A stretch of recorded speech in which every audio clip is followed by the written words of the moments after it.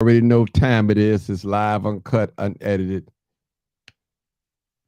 Live, uncut, unedited. Come on in. Come on in. We're going to do some talking today. All right. All right. Make sure you send me some stars now. We're good on that. Send the brother some stars. That's good. That's good. This live, uncut, unedited. Come on in. My YouTube family, my Facebook family, my Twitter family. Come on in. We're going to do this. This is live, uncut, unedited. You already know time it is. You already know what time it is. You already know what it is. Live, uncut, unedited. All right. That's right. Carla, what's going on? Janet, where you been at? I ain't seen you in a while. Virginia Beasley. Carla D. Johnson. What's up, Miss Johnson? JD. What's going on? What's going on? What's going on? Carmen Lewis. Come on in. Nathan, what's going on? You right here?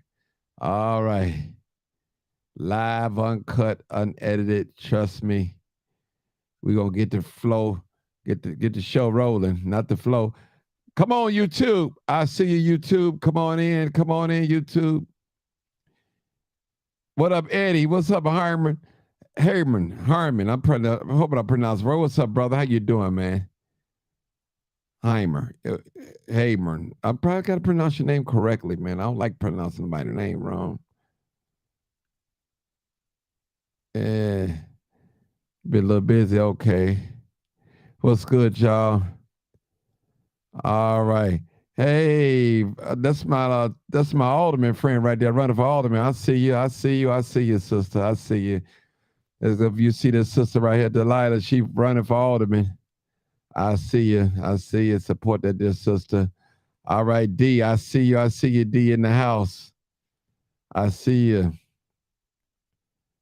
Antonisha Smith. I see you. I see you. Chad, I see you. I see you. Rose Dorsey. I see you. YouTube. I see you. Listen, wherever you're from, check in where you're from too. I want to hear from my out of town guests as well. Wherever you're calling from, please check in with me. I'm gonna shout you out. Terry Brown, what's going on? Terry Brown, what's going on? I see you. I see you. I see you, Terry. Miss Sharon Shy, I see you. I see you. I see you. Miss Phoenitra Smith, I see you. Ashley Barnes. They said, what we talking about? We're going to talk about whatever our heart desire. I tell you. Ariel, what's going on, young lady? I see you. I see you. Karen Blanks, I see you. I see you. Is that Pamela? I don't know. Was that Ladale Pamela? Stay safe. That's right. That's right. That's right. Trying to stay busy, cutting hair off and staying out the way. That's right. That is right. That's right. Marie Flora, I see you. I see you, Marie. I see you. I see you. I see you.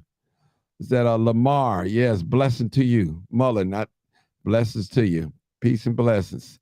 From Iowa. That's what I'm talking about, Iowa. Wilmington, North Carolina. That's what I'm talking about. Check in with me, people. Delisa Fisher. Hey, Martin, watching from Iowa. That's wonderful. I see you. Miss Leslie Brown. I see you. I see you, Leslie. Dallas, Texas. That is Miss Sharon Shy. I see you. I see you. I see you. Jason Lampley. What's up, Jason? I see you. I see you. All right. Arkansas in the house. Arkansas in the house. That's what I'm talking about. Denise Jones. Hey, how about them Cowboys? Did the Cowboys win? Wow. Did they win? Oh, wow. They beat the 49ers. Dallas, Texas. Oh, wow. Mary, what's going on, Mary Holmes? I see you. Chicago, Illinois. I see you. Terry Brown, Nashville, Tennessee. I see you. I see you. Curtis Coleman, Georgia. I see you. Man, see, we got people that's represent, man. People come from all around the country. So, y'all, Chicago, if you don't show up, these out of towners, they blessing me. That Lucretia Davis, good evening. I see you. I see you. It's Molesta Otis, I see you. Kanika Rogers. What's up, Kanika? That's Gary, Indiana in the house, y'all. That's Gary in the house. Vince Miller, Chicago. Nathan Joliet, Illinois. Sharice, I see you. Denise Joan Mitchell, Missouri. Look at here, y'all. Monique, happy Sunday, everyone. Same to you. Debbie Robbins, Indiana. That's what I'm talking about. You see the two boys shot on 119th and State. Hold on, let me put that up there because I showed up there. Said, did you see the two boys shot on 119th State? They tried just trying to butt shoes. Okay. They robbed them and shot them. 17-year-old died and the other one survived. My goodness, that's terrible, people. That is terrible. Trying to buy some shoes, man. That's just, man, that's terrible. People, what is wrong with us? Robert G. Brown, what's going on, brother? All right, Brad, Chicago. What's going on, Karen? Man, that is sick, man. We living in a sick place, man. Lost, man. Lucretia Davis, Texas, in the house. I tell you, people, this is terrible. Cowboys beat them on 49ers. Oh, boy. One more game. The Cowboys, I thought they weren't going to do nothing. Man, beat them in their home turf, huh? Oh, they said Cowboy lost? Oh, they lost? Okay. Somebody said Cowboy won. Okay, well. Homewood, Illinois, Linda Smith, Andrew Williams, Champaign from Chicago, Illinois. Cowboys lost. Okay, well, hey. All right, Violet, was that Fimp Jones? And Tranisha, can we talk about how the president got all of his paperwork coming up? And after he said the first time it was a misplaced in the house. Now, y'all, when y'all gonna stop believing these politicians? Man, God, dog. We lost Dallas 12, San Francisco 19. Oh, y'all lost. Okay. Okay, that's Eddie. Okay. Wow. All right, let's get rolling. Chi-Town in the house. A valid. All right, I see you. Brad, all right. Marcus Robinson. Good evening, Marcus. Good evening. I got somebody calling in already. Somebody want to talk. Come on, caller. This is live, uncut, unedited. Come on in, caller. We're not gonna hold it that long. We talk. We greeted people long enough. All right, caller. Where are you calling from? With the area code 563. Come on in. Come on in. Buy shoes. Hey, caller. Go ahead, caller. Yeah, you're live. You live. Hold on. You live. Hold on. Hold on. You on my live. You on my live. Hold on. I be having what? You called me early? Yeah, your traffic be worse up, be backed up. Your traffic be worse than trying to get to a hair. Yeah. Okay. All right. Oh, wow. Come on, what you want to talk about, okay, bro? So tell me what. It's open discussion. I don't know. I'm trying to figure out what the subject is. It's no subject. It's an open discussion tonight. It's open discussion. So whatever you want to talk about, you want to talk discussion. You want to talk about women, murder, church, whatever you want to talk about, we can talk about it. Crime, whatever God put on your heart to talk about. What's on your, yeah. Okay, so I ain't gonna hold you hostage, but my, you know what I'm thinking about? Yeah. Like with the violence and stuff like that. What's on my heart? As I was talking to one of my friends today. No, actually, I was talking to my aunt, and I was clearly reminding her of a story I told her that happened on 57th and Morgan. Okay. And there was a white guy. They shot up the play lot. I remember that. 57th and Morgan. I remember that. He just so happened to get caught. And he had assault rifles and so much ammunition. And what I was reiterating with my auntie is that, listen, there's absolutely no way this is all black on black crime. It's not.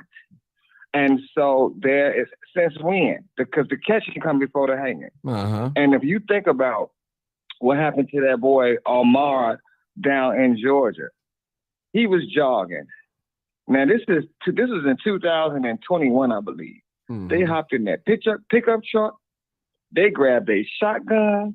They hunted them down. Thank God that there was justice served, but that doesn't return that life. And a lot of times, I believe that what we see in the news, because it's always a black guy, a great SUV. Okay, somebody it ain't got that many black hold white on, and great SUVs hold on, in the bro. world. Hold on. We got somebody that got. I got to put their phone on mute. Hold on. All right, go ahead. I'll put their phone on mute because they're coming in. Don't even go ahead. They don't listen to the prompts. Go ahead, my brother. Yeah. So, and I just want to make that point. And a lot of times, you know, my kids was raised 6022 Cottage Road for sure. And so, what's your name, brother? You know, what's your name? My name is Jermaine. Punkin.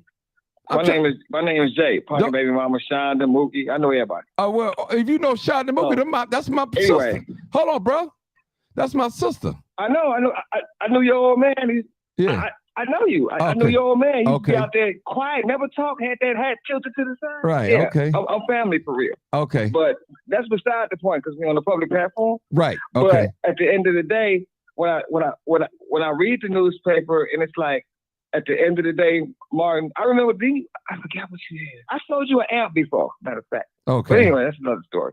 But at the end of the day, I just want our people to stay woke. And then what we do is we need to do this. We need youth programs. We need this. We do need those things. However, it seems that our people a lot of times are unaware of the details because the way it's set up, and it's not just in Chicago, it's a fact. I just came back. I lived in Atlanta for 2 years. It goes on nationwide. These people out here killing us and making it look gang-related and black on black. And it's not true. Mm-hmm. And you think about it.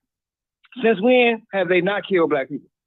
So you think, with that example with the dude on 57th and Morgan, I said to myself, ain't no white people on 57th and Morgan. He's shooting up in the park. And if he would have got away and killed some children, the first thing that everybody would think, we need to stop it. We just killing each other. The whole time, no, he didn't got away with it, and y'all didn't even know a white man came down there and shot that thing on playground. So my point, and I'm going to leave it alone, is let's stay woke, y'all. It ain't just black people killing black people. That's all I got to say. Okay. I agree with that. Thank you, bro. Thank you.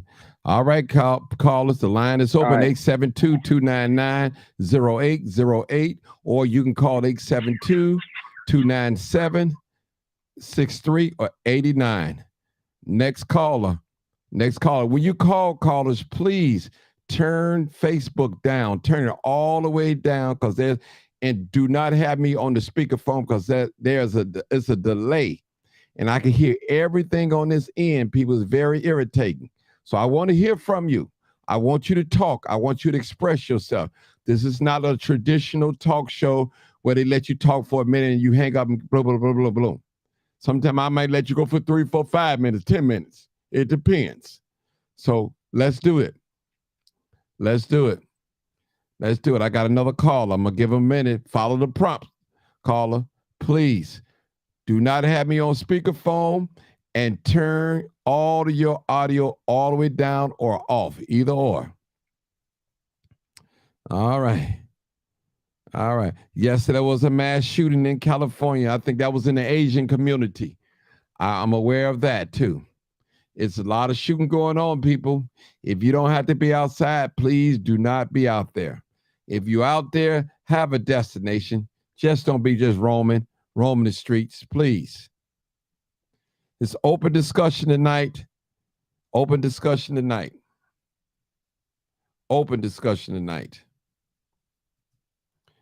Yes, I'm aware of that mass shooting in California. And I'm hearing that the shooter killed himself in a van or something. So I don't know what was his purpose of, said that was another Walmart shooting. Okay. We got another caller calling 630. Okay, I'm going to give him a minute to listen to the prompts. And once you listen to the prompts call, I need you to speak loud and clearly, no speakerphone at all.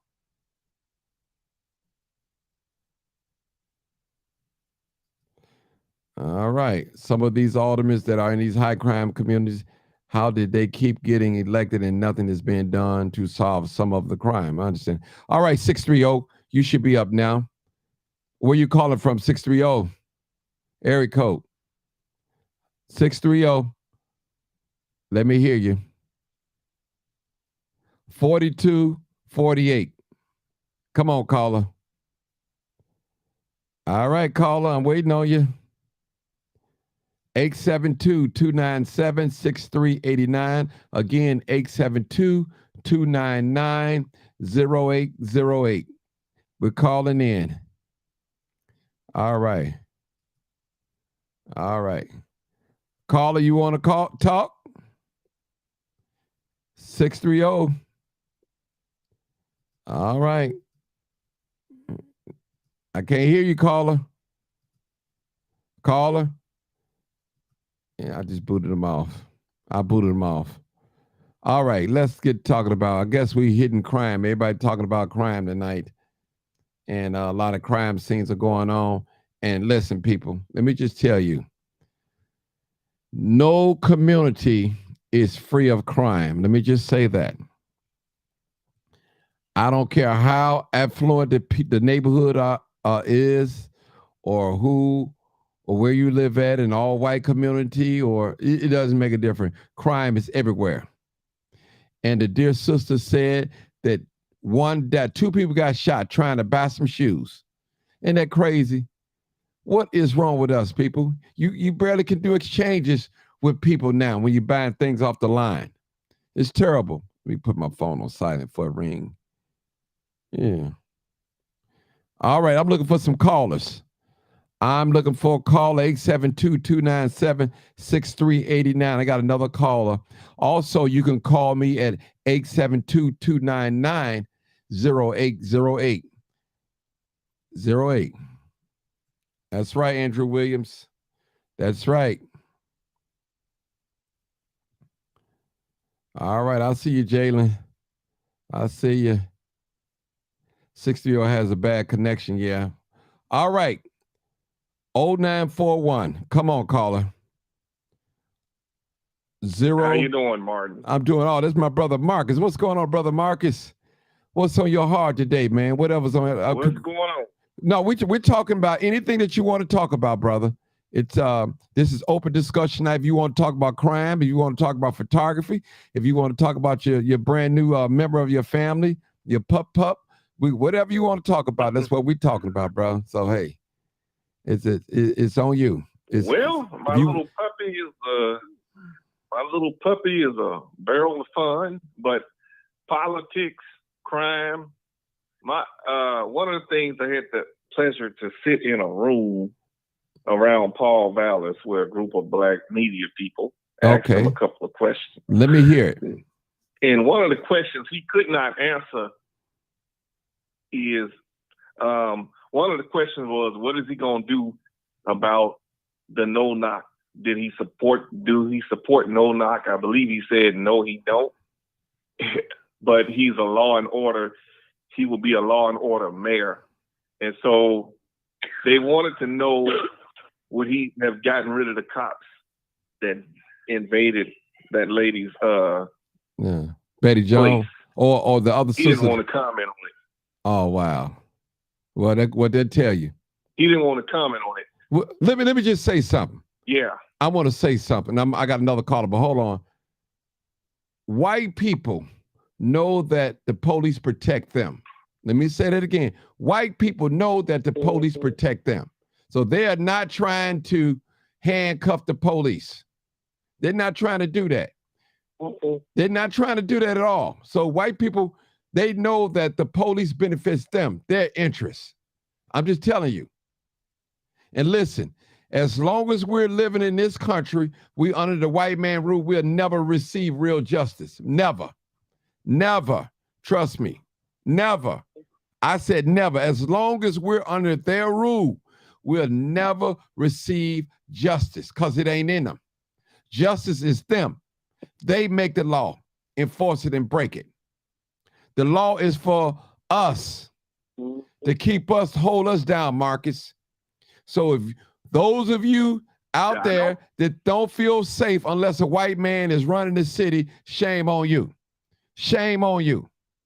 Shame on you. And a lot of us don't believe. You all the way.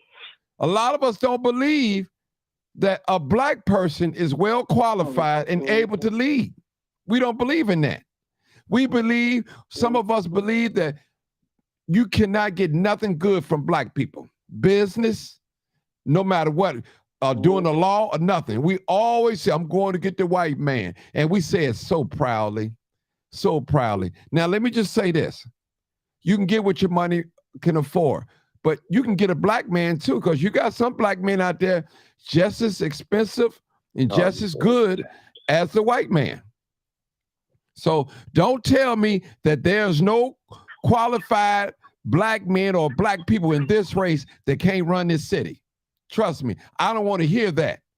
And I'm going to tell y'all this, and I'm going to say this, and I'm not endorsing none of these candidates as of right now. But what would Chicago look like with another white mayor or Hispanic mayor?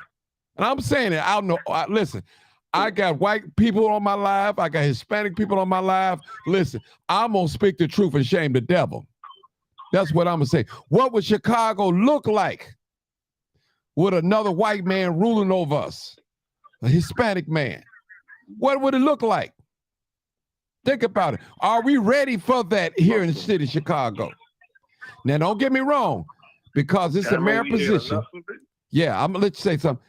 Don't get me wrong. Because there's a mayor, there's a black woman mayor, that doesn't guarantee that the mayor should always be black or the superintendent should always be black. But are we ready for that? But one thing I can say, no candidate that's in the mayoral race cannot win without the black vote. They need our vote to win. You better believe that. And do not let the media mislead you. Them little surveys they be doing and little poll 450 people. Chicago's represent way more than 450 people. But somebody got an echo going there. I think it's that 563 number. Turn your phone down. Is that me? It's a radio or something. Yeah, it's something. You got to take me off loud, Mike. Okay, is that better? Yeah, much better. Much better. Hold on, give me a second. Much better. Turn it down. Hold on. Give me a second, Mom. Let me figure it out. Okay. All you got to do is turn Facebook all the way down. You still can watch it, but you got to turn the volume down on Facebook and get me on speakerphone. I just took you off speaker. Oh, wonderful, wonderful. Where you calling from, by the way, brother? Where you calling from? I'm actually in East Chicago. Okay, hold it. Thought 5022 Cottage Grove. Okay, hold it. I got a sister in front of you. 3699. Do your thing. I'm patient. I'm patient. Go ahead. 3699. Oh no!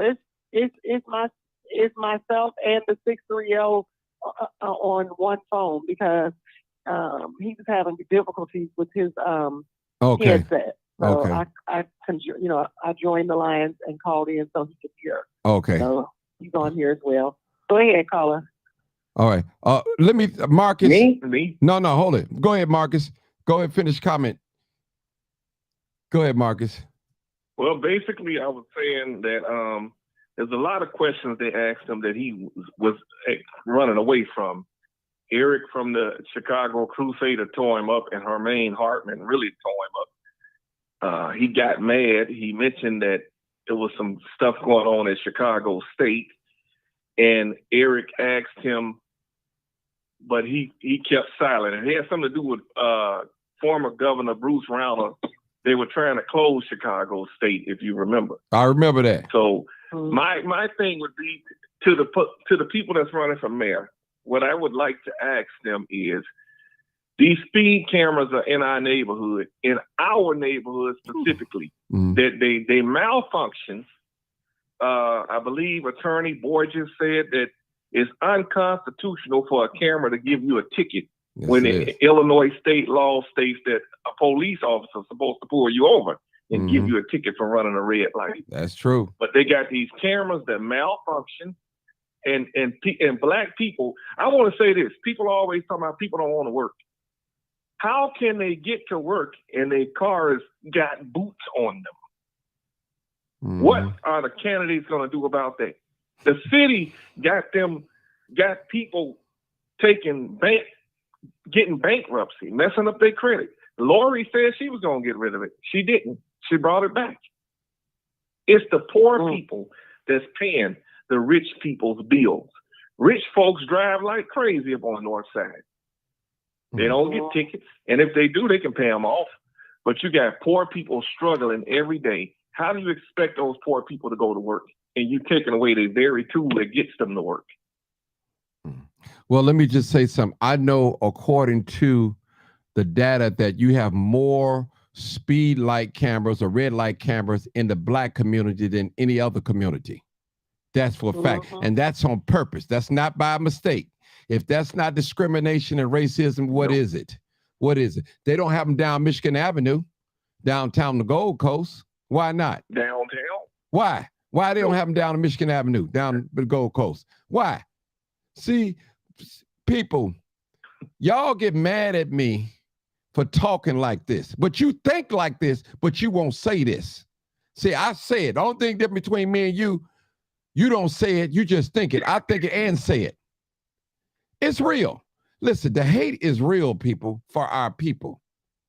Hate is real. And when you find a brother or sister from another race that's willing to do right by us, you need to embrace them. Because there's not too many people that's willing to do right by Black people. I'm sorry. Even the ones that look Black, that are Black. I got to tell the truth and shame the devil. I'm telling you.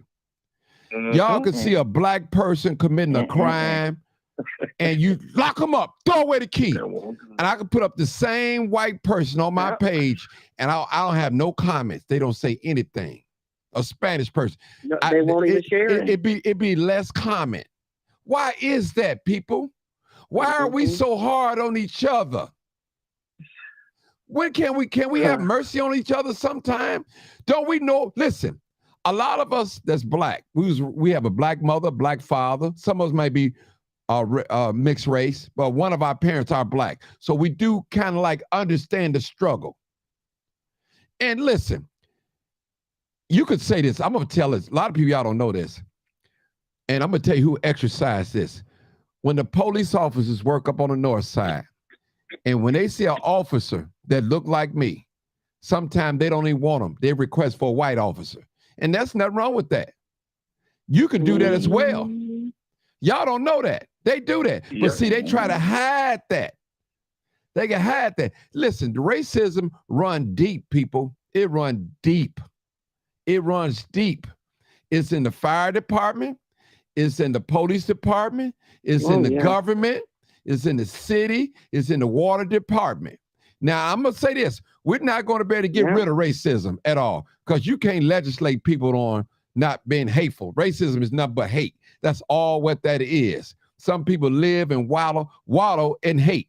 That's what they do. That's who they are. They wake up every morning and see if they can bring somebody some hell on somebody.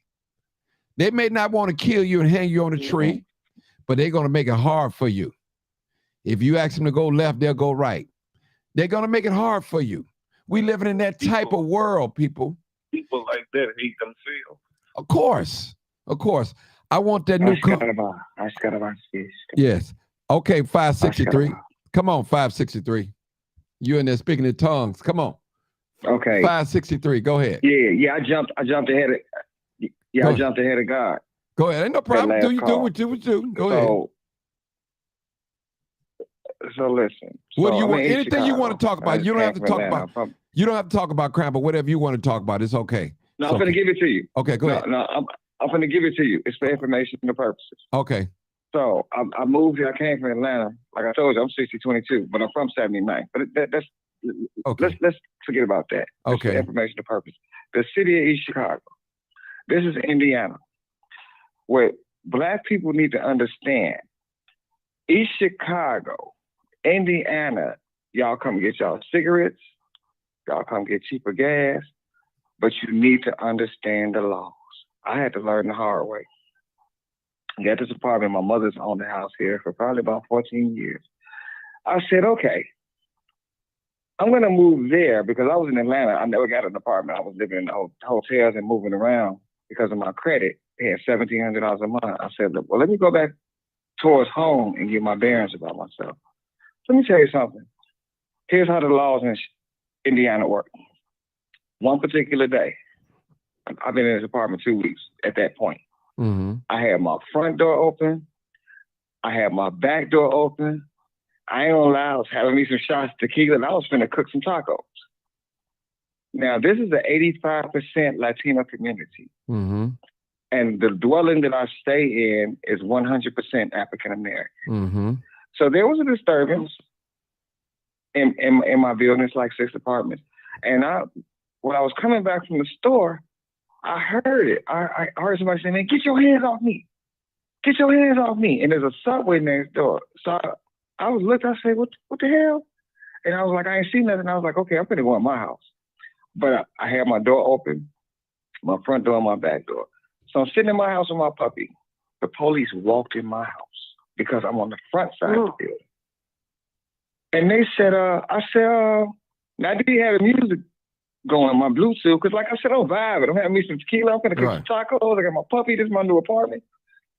I look to my, you know how you can see out your peripheral? Mm-hmm. I'm like, what the hell?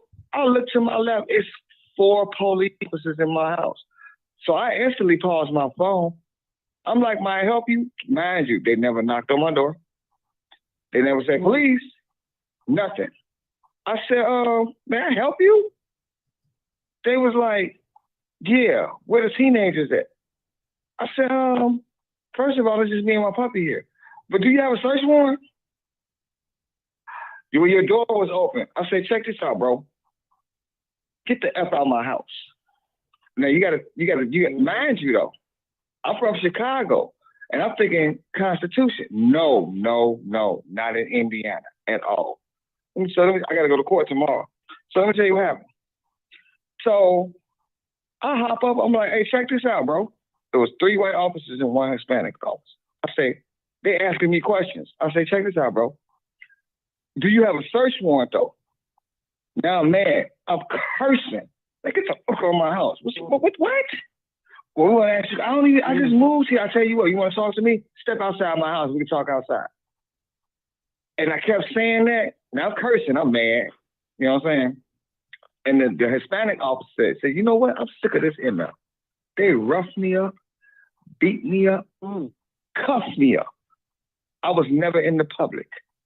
I never stepped outside of my home. And I was like, damn. So when he put me in the car, the one Hispanic officer, because you know he had to show out for his white counterparts. When I got in the car, you know, but I knew not to resist, because I was like, you know what? They'll kill me. And you know, I'm gonna show you how God works. Now I'm a convicted felon. That's why I ain't gonna give my personal regardless. But normally, by being, you're a victim. But I'm just telling you my mindset. Yeah, but I'm just telling you my mindset, because being in Atlanta and them hotels and stuff like that, because Atlanta is just as bad as Chicago. A lot of people don't know that. They really are, and their gun laws are so relaxed. Normally, if I got my doors open, I got my 4-5 on the table. I go to the bathroom with it. If I'm cooking, I got it on top of the microwave. God is so good, because it just so happened that I had just came back from the stores and I didn't have my 45 on the table. If they would have walked in my house and saw that 45 on the table, it could have went really bad. Yeah. So fast forward, they locked me up. Come on with it, brother, because you're taking a lot of time. Come on with it. Tell y'all what. Go ahead. I'm giving it to you. I know, but I ain't got 10 minutes. What they did. Go ahead. Go ahead, brother. You can let people talk. But anyway. Listen, brother, just get to the point. That's all I'm saying. Yeah, I mean, this could go on for 20 minutes. Just get to the point. That's all, brother. That's all I'm asking you. Just get to the point, brother.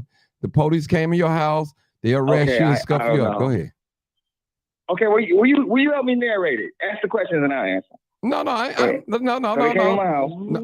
Listen, brother. Listen. Well, help me speed it up. Help me speed it up. No, listen. Help me speed it up. It's all okay. I'm asking you, just see, by you telling a story, brother, you're not making a statement, and it can go on and go on. I'm just trying to get to the point. What happened? I am a storyteller. I'm guilty of that. Okay, I write books. I'm sorry. Okay, that's all I'm saying. And no disrespect to you. No disrespect. Go ahead. I want to take some more callers. Go ahead. Okay, so basically what happened is, they locked me up. And they locked me up for disorderly conduct and failure to ID. But what I didn't know is that in the state of Indiana, yeah, but guess what though? Like I said, it's for informational purposes. So what I didn't know, so they locked me up, bam.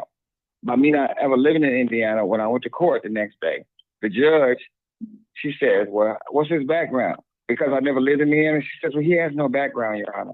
And she says, okay, $500 bond. But instead of paying the $500 bond, you got 40 hours of community service. Report when you leave here, you still have to fight your case, right? So with that being said, 40 hours community service, I still got to fight my case. Got to go to court tomorrow. My mother was in the courtroom, and this judge, who actually wasn't white, she was mixed, and she said, well, ma'am, who are you with him? She says, yes, I'm his mother. And the judge just came out the clear blue and was like, you're 51 years old, and you got your mother in the courtroom, and you better not ever hit your mother. Mm-hmm. And I'm thinking to myself, like, you don't even know me. But I was cool because I'm shackled. I left out of there with 40 hours community service. We got to go back tomorrow. Mm-hmm. But here's my point, and then I'm going to let you guys go. In the state of Indiana, they reversed the Fourth Amendment Constitution because I said, I know for a fact I'm going to beat this case. But when I looked it up and I talked to the officer, he was cool. The community service officer is cool. He's like, man, don't even worry about it. Just go outside your house and clean up. They're doing construction. Go out there an hour a day. Do it 2 or 3 days, call me Thursday, and I'm going to sign off on your community service for 40 hours. He was cool because he's Latino, so he get it. But guess what, though? In the state of Indiana, the police, if your door is open, can actually walk into your house without a warrant or probable cause. That's the point. Thank you, brother. Thank you so much. And it's legal. Thank you. That's what I was waiting on. Man. Y'all have a good night. All right, that's what I was waiting on. Okay. That's what I was waiting on. I'm sorry that happened to the brother. There you go. I'm sorry it happened to you, brother. All right. All right, no problem. It's all good. Y'all have a great night. Okay, good. Good. Right, all right. Now, people, listen, I don't mind you making a statement, but when you tell a story, you got to get to the point. Get to the point. You know, we're going to be on here forever, and I'm just trying to speed it up a little bit. Just speed the tempo up a little bit. You know, I let people talk, man, but tonight I'm not finna hear no 5-minute stories. I just can't do it tonight. Not tonight at all. No disrespect to nobody. You know, get to the point, what you want to say. That was some good information. He could have got to the point, period. That was some excellent information. Those of you that's living in Indiana, you know, if you have your door wide open, the police can walk in there without a search warrant. So according to that's what he said. Now, I don't know. I haven't done no research on this, so I wouldn't know. So taking his word. So basically, at the end of the day, keep your door closed. Keep your door closed. Let's get back to these mayors.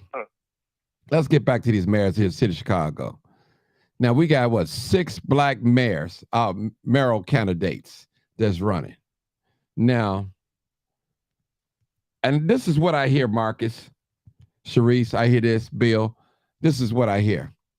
Well, black people, we need to learn to get behind one candidate and support one another, and we all put our energy behind that. And I say, yes, I agree with that. But then the field is wide open where anybody can really run. If you get your 12,500 signatures, you qualify to run. Now, we know that those that are there running for fame, some of those running out there because somebody put them in a race. We know those out there just doing it for the money, whatever their motive be. But it might cost us as black people the election. Now, I don't believe a lot of people is going to go out there and vote for Paul Vallas or Chuy. Me personally. That's the media pushing that narrative out on us. That's the media. I haven't heard nothing from Paul Vallas in so long. You know, Chuy Garcia, the same way. Come on now. How are these people going to benefit our community? Trust me. I was at a forum the other day. Matter of fact, yesterday. None of them guys showed up, but 2 people, Sophia King and Sawyer. And it was a black agenda. And those of you that watch some of them little reels I put up, they didn't want to hear about diversity. They didn't want to hear about others. All they want to know about black. What are you going to do for black people? Now, Black. that's all they want to know. They didn't come listen. Listen. This is the first thing what politician tells us. Well, I'm not just going to be the mayor of just black people, be the mayor of all people. Why can't, the LGBTQ community come to you and get their demands? They come to you, get their, demands.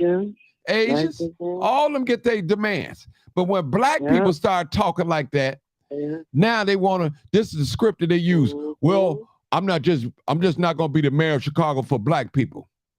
We need to get what we want. Or you don't get our vote. Listen, no black mayor, white mayor, or Hispanic mayor can win without the black vote. So don't believe the hype. They have to come through us. Trust me, people, they have to come through us. And that's why we should put our demands on these mayors. Get out of your feelings. Let's find out what mayor can be the best for the black race. We need to get something. Black people, we need some of these good city government jobs. Period. School teaching jobs, water department jobs, city jobs, CTA jobs. I'm telling you, people, we are on the bottom of everything, and it shouldn't be that. I think we make up more than 30% of the population here in the city of Chicago, probably more than that. And we got so many black wards, and we can't get nothing. I got to tell the truth and shame the devil, people. We worse than a prostitute. At least a prostitute got more sense to get her money up front. We don't get nothing. We don't get a promise of nothing.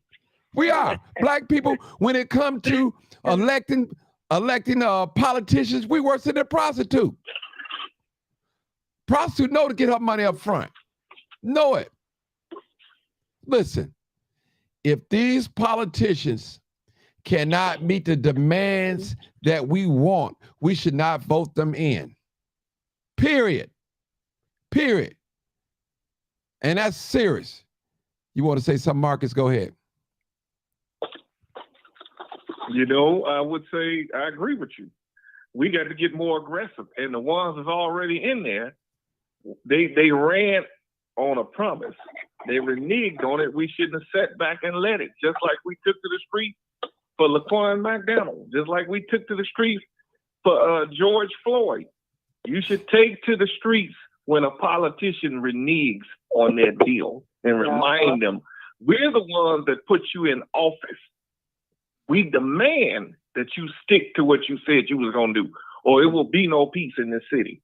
It will be no business as usual in this city. Black people got to get up off the couch and take to the streets and act crazy. I'm not advocating that you go breaking in stores and busting out windows, but you got to show them in numbers that, hell, you mad and you ain't taking it no more. And Marcus, or they're going to continue to walk all over you, come in your neighborhood and get your vote. And listen to that, people. Thing. Listen to what this brother just said. Why we got to do all that, people, to get some things He's telling the truth. And the brother telling the truth. Why do we got to raise hell in the streets? He's telling the truth. We got to march. We got to protest. We got to go to some people's houses. We got to beg. We got to beg the government to arrest white people when they do us wrong. When these cops wrongly shoot and kill us, and we got to fight for them. We got to make them do the arrest. But let it be a black officer. Let it be a black person. They quick to put down the hammer. They quick to do it. And I'm not lying. I'm not lying. I'm not picking on. They just did it in Memphis. They just did it in Memphis. Go ahead, Marcus. Go ahead.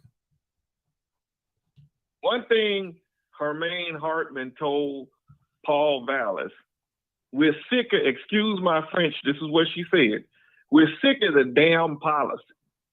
What are you going to do for black people if you get in office? We don't want to hear about no damn policy. We want to hear about what you're going to do for us and why we should vote for you.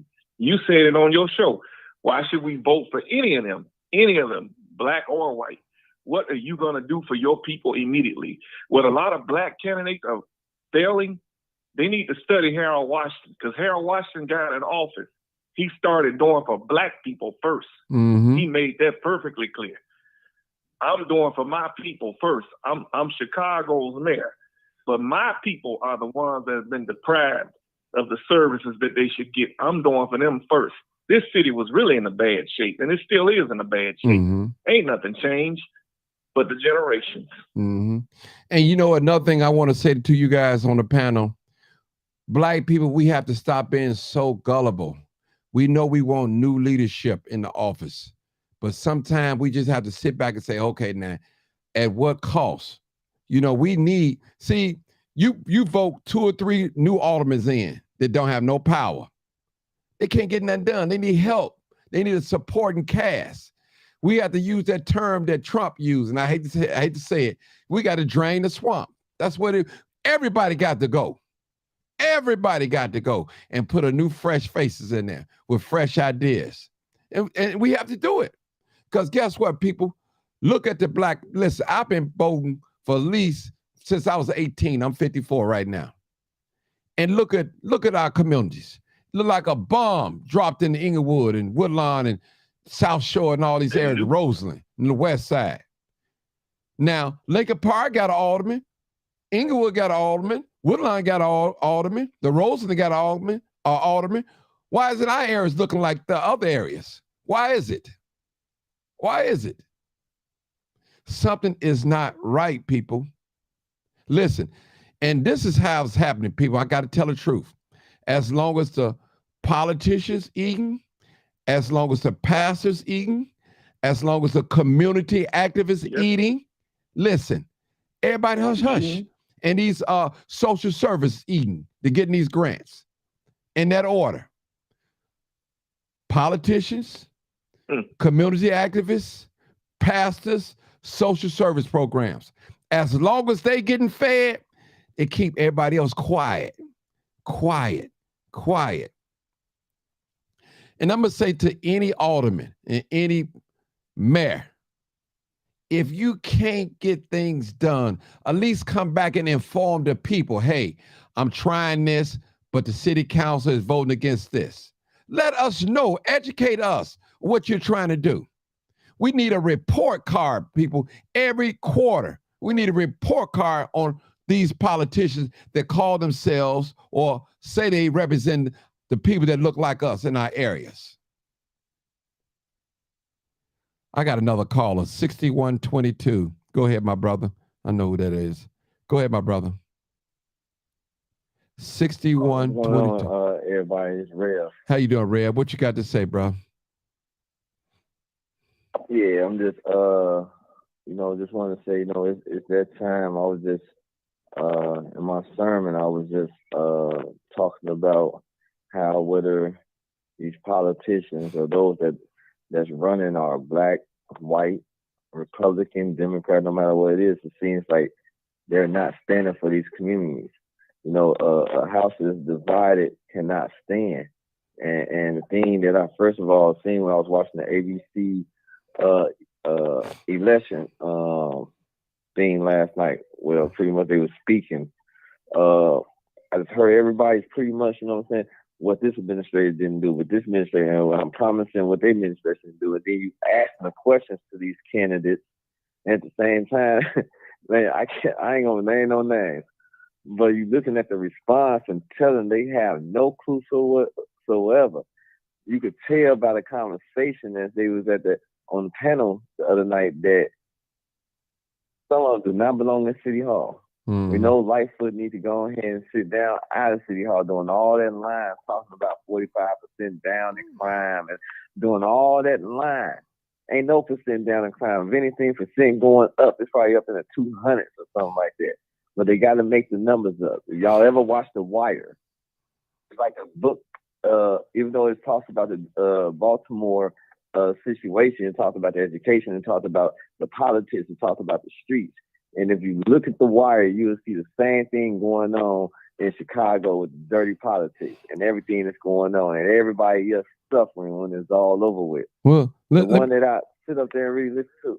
Reb, let me ask you guys a question. Those of you that's on the panel. Now, in the debate the other day, Willie Wilson made a statement. He said if he's elected mayor, he will start letting the police. No, first of all, he said take the handcuffs off the police, and he want the police to hunt the criminals down like a rabbit. What do you guys think of that statement? Anybody know? I like Willie Wilson. I like a lot of these candidates. But that statement he made, I can't agree with that. But I just want you to know what you guys said. Let me repeat it. Wilson said take the handcuffs off the police and allow the police to chase these criminals down like rabbits. So Willie, he a good guy, you know what I'm saying? Yeah, he is. But like I say, if we look at the conversation on that panel, we can easily say who we wouldn't mind putting our vote behind. Those with money can easily say who they wouldn't mind. And we gotta take the risk anyway. We gotta roll the dice. But when Willie, like you could tell that Willie is just out there. Willie don't know what's going on. Willie's still back in 1960. Willie's a good man. He should continue to be a philanthropist that he is and give out and have more order in doing how he's doing it. But for men to let the police hunt people, Willie was just up there talking. That man got money. He just having fun running from there because he can do it. Because obviously he ain't got the answer, man. All right. No, Willie ain't got no sense of it. Hold it right there, brother. You sister, you want to comment, or you a Bill 3699 want to comment on that statement? If not, I'll let Marcus go. Marcus can go. Go ahead, Marcus. What do you got to say about that statement, Marcus? All right. First of all, when I get a chance, I'm going to come out of my silent mode because I'm in the media, and I'm going to ask Willie Wilson. The police has never been handcuffed. All right, that's BS. We wanted them to stop shooting black people down, beating up on black people.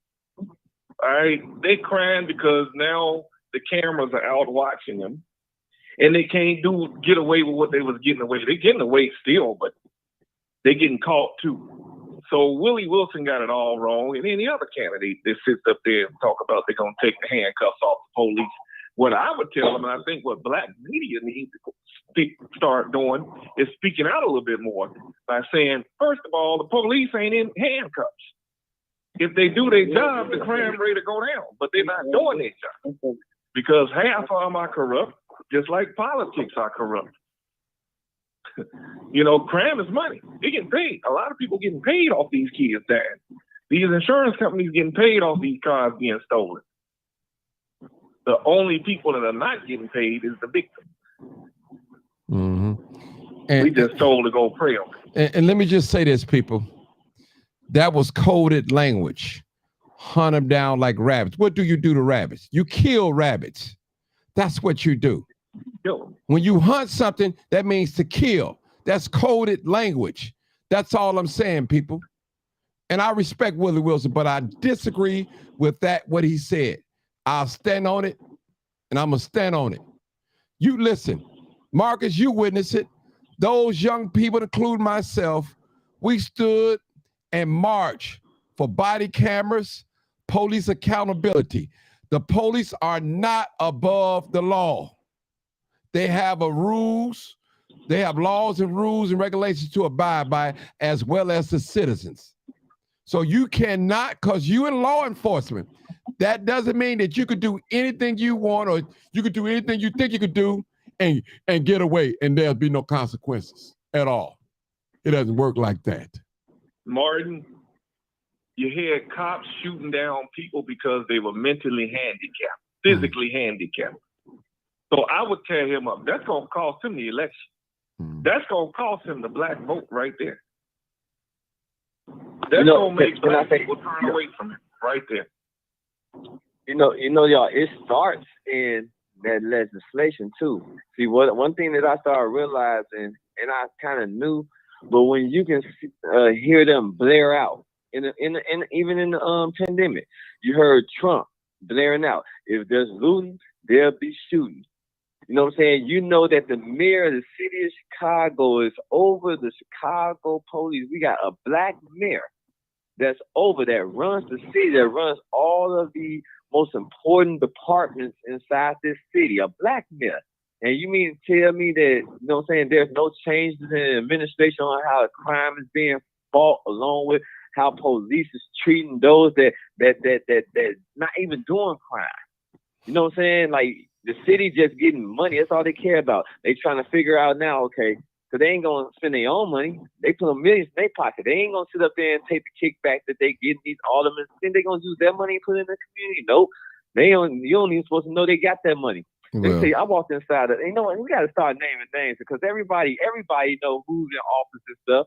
I went in Alderman David Moore's office, and I sit up there and I talked to a manager that was in his office.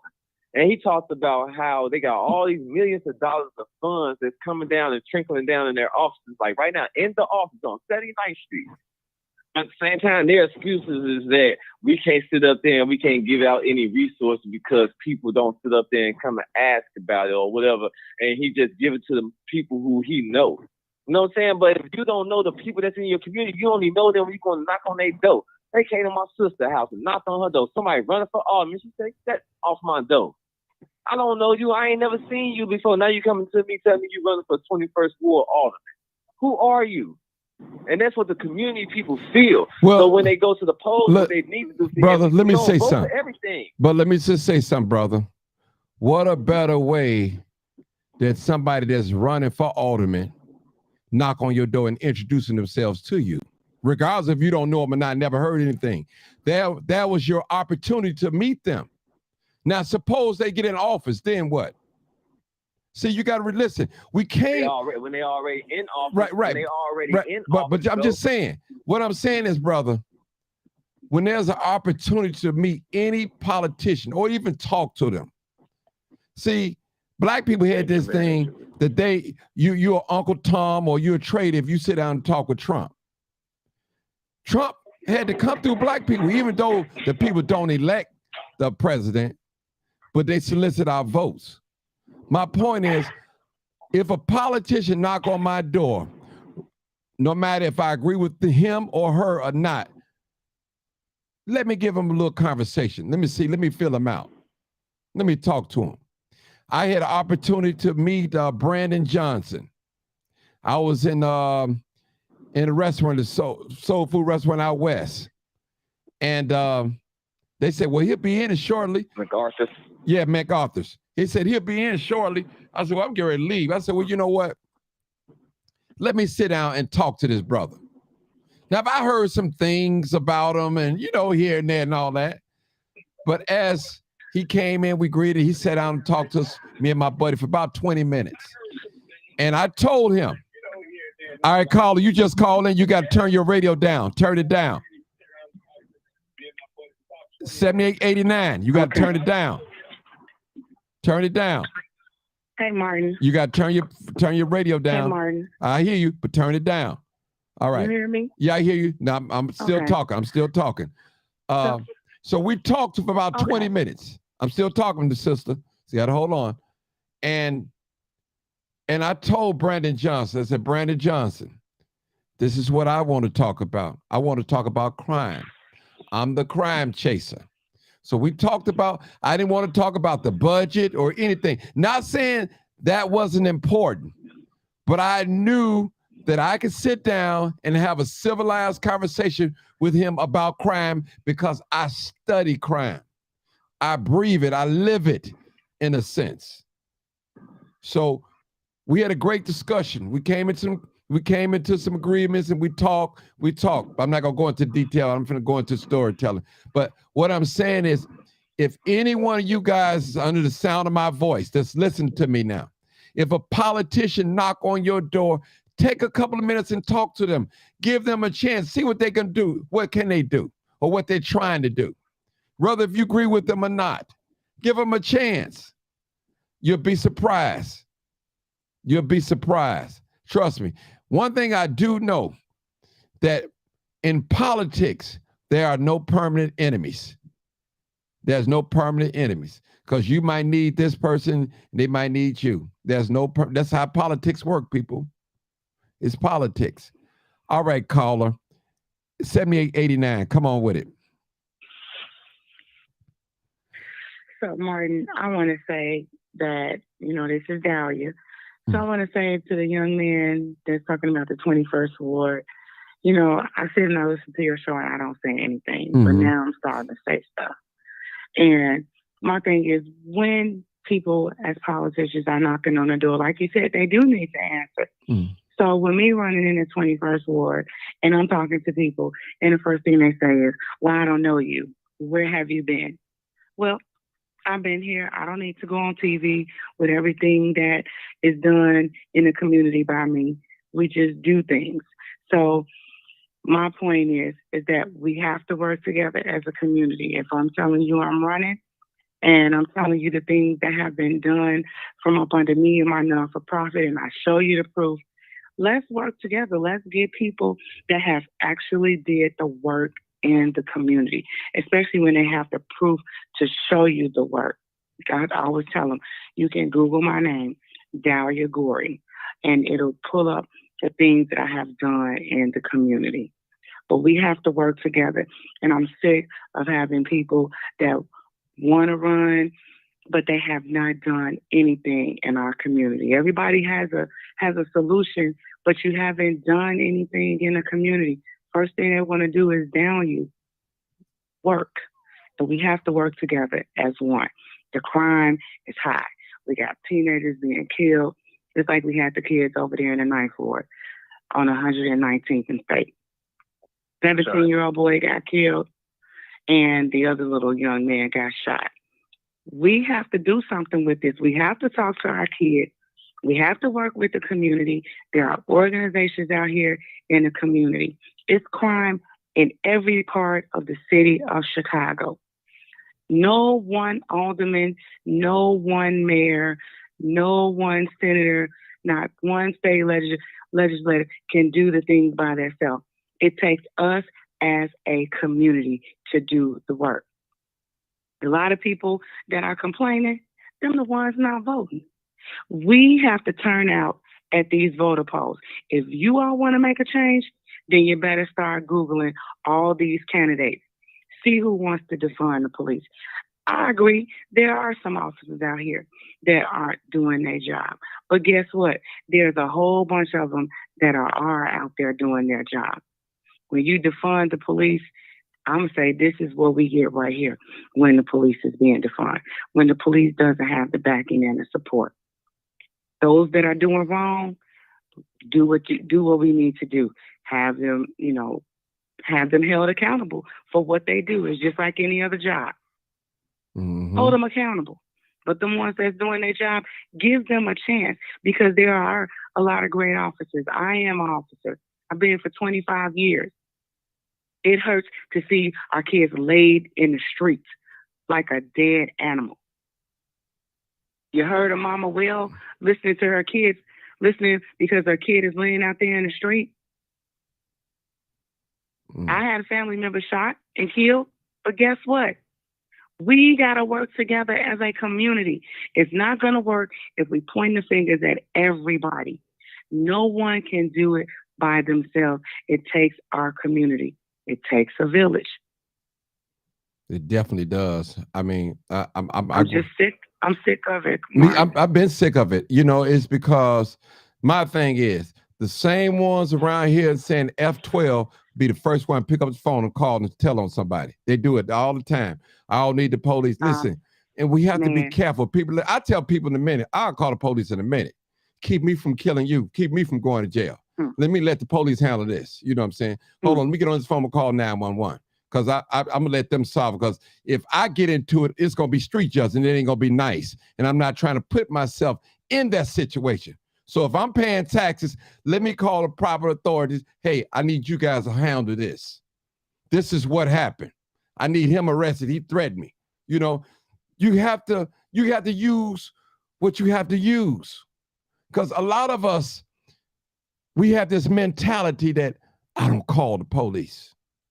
And you know how many brothers are sitting in jail right now He just said, man, what was I thinking? This is what going in their mind right now.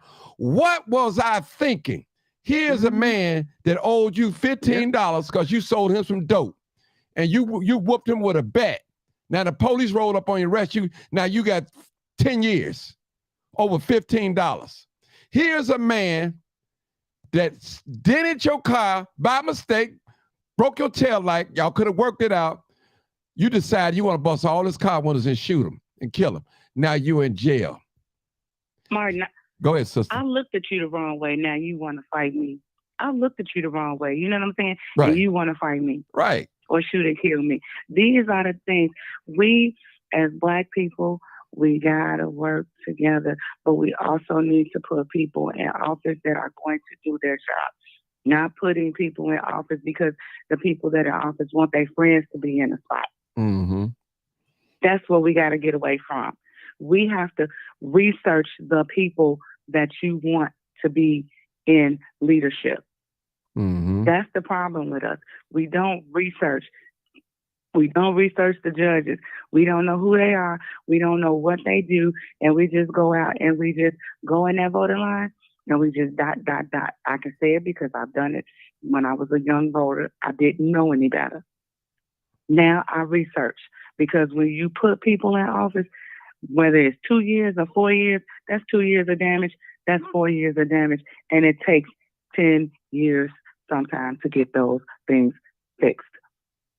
Mm-hmm. And so we have to vote. Just like when this census come back up, you all need to fill out that census. It's not the fact of people being in your business, but it's to bring money in our community and resources and to know how many people are there. Mm. That's why some of these wards have been taken because of the census. Mm. Well, let me ask you a question. As running for candidate of alderman, what do you see yourself doing for the ward that you're running for? I believe it's the 21st ward, though. What changes did you want to bring about? Help bring about? What I say that because we know you can't promise us crime gonna go down and all that. It's not on you. You know, even though you're an officer of the law, I know that. But I want to just give you that moment to just say that. Not putting you on the spot. Go ahead, sister. No, you ain't putting me on the front. My name is Dahlia Gorey. Mm. And you can look me up on Facebook, Dahlia Gorey for the 21st Ward. My platform is that, yes, public safety is my number one concern. Mm. Because I'm already the police and I know the disparities of what we go through as Black people.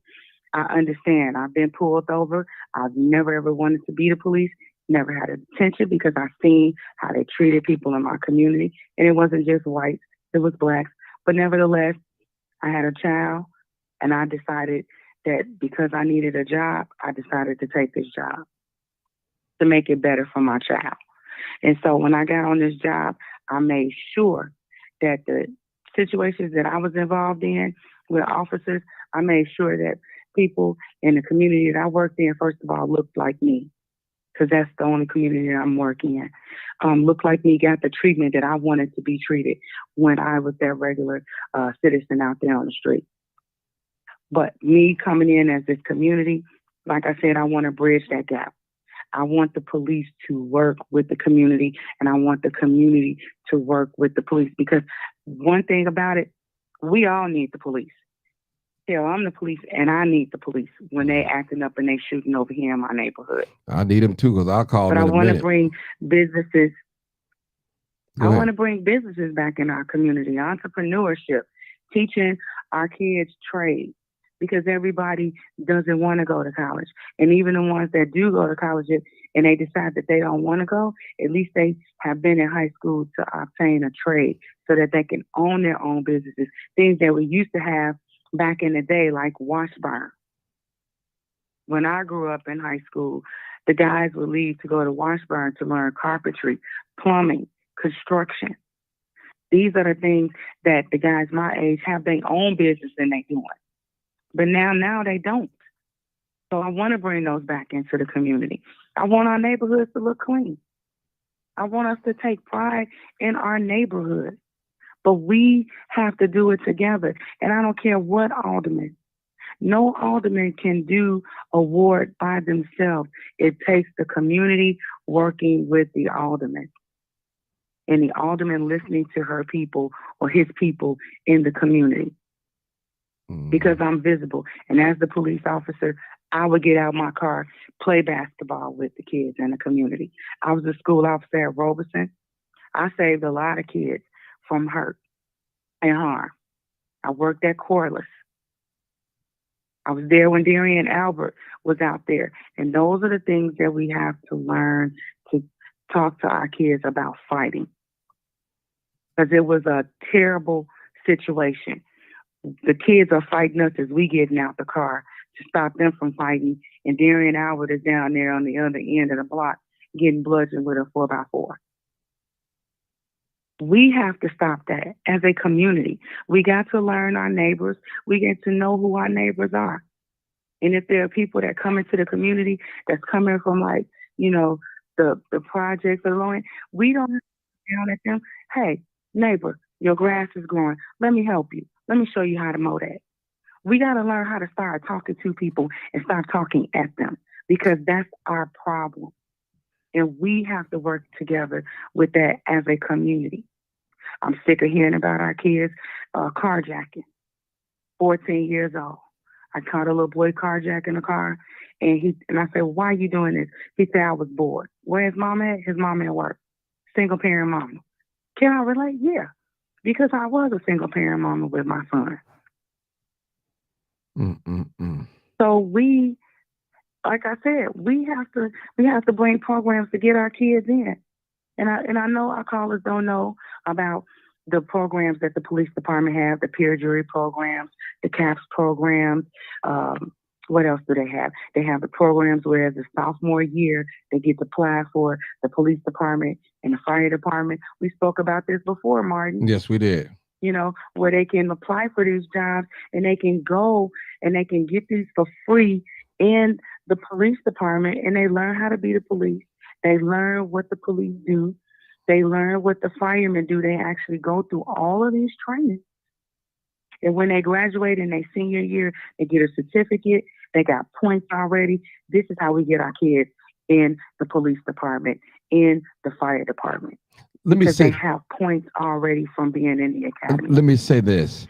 The white people take advantage of this. Why you think they have different generations of police officers, generations of firemen? They take advantage of this, people. Those are jobs. Listen, I'm going to say this, sister. I did a crime scene. It really wasn't a crime scene. 76 in Halsted. I'll never forget this. It was an ambulance. It was a male and a female. They was both Caucasian, European. And I just pulled over. It was early in the morning. It had to be around 7 in the morning, 8, something like that. So I'm watching, you know, the police. It was an officer there, a black officer there. And they was trying to convince the lady to come inside the ambulance. So eventually they convinced her to go inside the ambulance.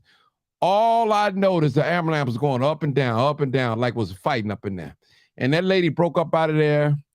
And that lady got to swearing and cussing and saying that about the white not the officer, the white ambulance man. You hit me, and she cussed out the white lady because you allowed him to do that.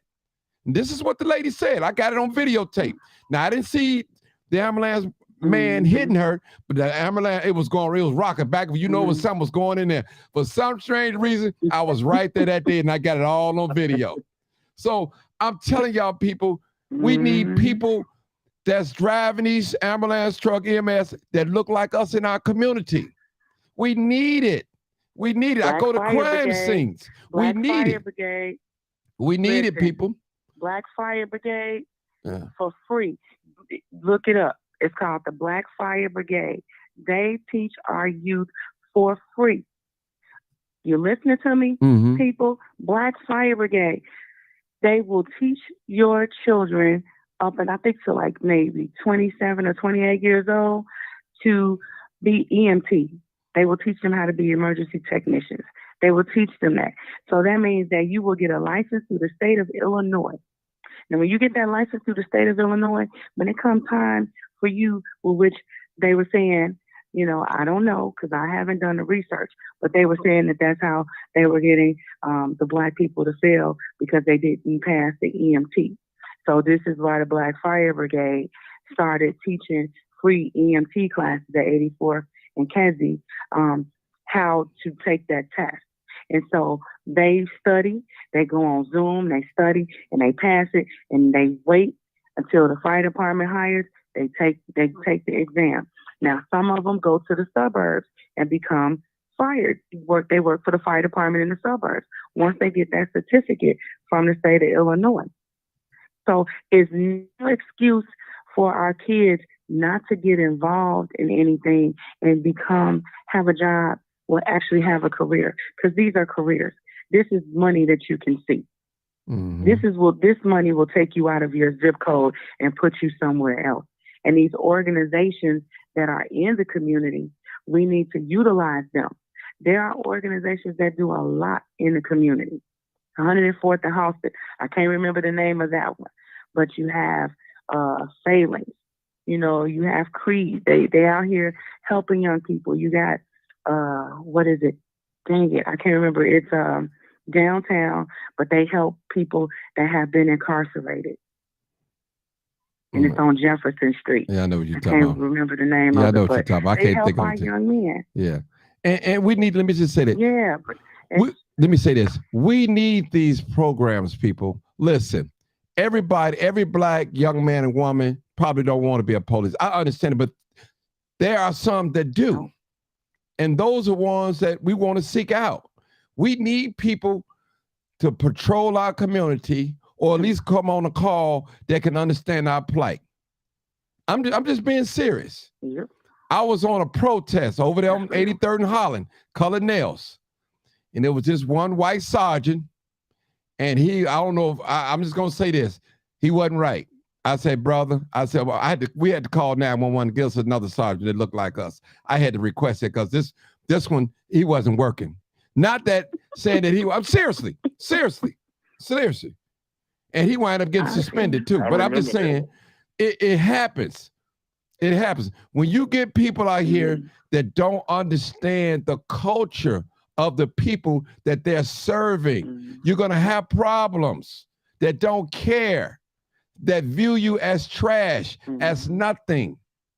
You know, listen, it's like working in a restaurant, flipping burgers or cooking chicken, whatever. Listen, no matter what nationality come in there, you have to treat them all the same. It's business. You have business. Yeah. I'm not saying the police officer got to get down on knees and pray for us, lay hands on them. I'm not saying that. Do your job. Listen. We got some that do that, Mark. Yeah, I believe you. I know we got some praying. Yeah, I know we got some. I know that. But I'm just saying, this is what we need in our community. Police. And I'm not asking no Black police officer to break the rule or get in trouble. I'm not asking you to do that. I'm just asking you to understand the people that you're dealing with. That's all I'm saying. I've been on a call. Listen, matter of fact, let me say this. I'm going to say this is something personal. I had my ex that came to my house. I got the children. She came to my house fighting me. I'm trying to get out of my house. As soon as the police came, I called the police and told them, hey, I'm trying to get out of my house. It was listen, I promise y'all, it was no fighting. I didn't swing or anything. Man, they came right in the door and just told me, turn around, lock me up. I got scratches all over my face. I'm like, bro, I'm the one call y'all. This is my resident. These are my children. They live here with me. I didn't go out and seek her out. She came here, you know? So it's, you know, then after she signed a report, then she come over to the car. Now I said, well, who gonna get the children? Because I got custody of them. And then she was looking all crazy. And I said, you can't stay at my house because you know you're not allowed in my house. So that's a personal testimony of mine. So we need people that look like us that understand it. But those particular officers, they was Black anyway. They told me come just turn around. They didn't care what I was talking about. Slap them cuffs on me so fast and everything. Man, I was really mad. I said, man, y'all gonna let me explain to what happened? You know, I called. It didn't work out that way. So that was years ago. That was over 20-some years ago. Margie. Yes. Go ahead. Well, I lock up women. I lock up women too. I lock up women for domestic. My thing is, when I was used to work out in the street and domestic, and I was over domestic, I would listen to both sides of the story, Mm-hmm. and I would come to a conclusion. And if it was something that I couldn't determine for myself, then I would have a sergeant to come out. But 9 times out of 10, sometimes we women we kick up stuff, and I understand the frustration. I understand it from the man's point of view. My dad raised 4 daughters by himself, so I get it. So me, I try to listen and see what's happening. And if the woman did it, then she gets locked up. Because the first thing is, when we get to the scene, the man always saying, I already know y'all finna lock me up. No, because sometimes coming to a domestic call is not always locking somebody up. Mm-hmm. You give them information. Hey, if y'all can't get along, we as police officers, we are mothers to some of the people that we go service in the street. We are aunts. We are psychologists. we everything. And so sometimes you end up ministering to the people when you go to their house and you talk to them. Bro, you can't be out here doing this, or sister, you got a good man. You can't be out here doing that. Y'all can't get along, then y'all need to separate, because who's hurting are these babies. Out of babies. And that's straight from me. That's straight from the heart for me, because I was that kid that my parents were together. They had their issues, and it affects the kids. So the things that I do, I try to correct from when I'm working in the street. Like, you guys need to work it out. Or if y'all can't work it out, then y'all need to separate. And you still can be daddy, and you can still be mama. Mm-hmm. But those kids need a father, because they grow up and they have daddy issues. You got a 35-year-old son that still got daddy issues, but he got a kid. And he's still talking about, well, my daddy wasn't there for me. You got to let that go, and you got to be there for that child, because you and that woman laid down and you made it. And so therefore you have to take care of that kid. It's not easy being a single parent mama. It's not easy being a single parent dad. I watched it from my point of view, and I watched it from my dad's point of view, raising four girls, and I've seen it with other people. It's not easy. So we have to, young ladies, and I'm going to say this because it's really dear to my heart, you have to stop saying you're not going to let these men be a part of their baby life. Now, if the man is violent and he's a danger to the child, then I understand.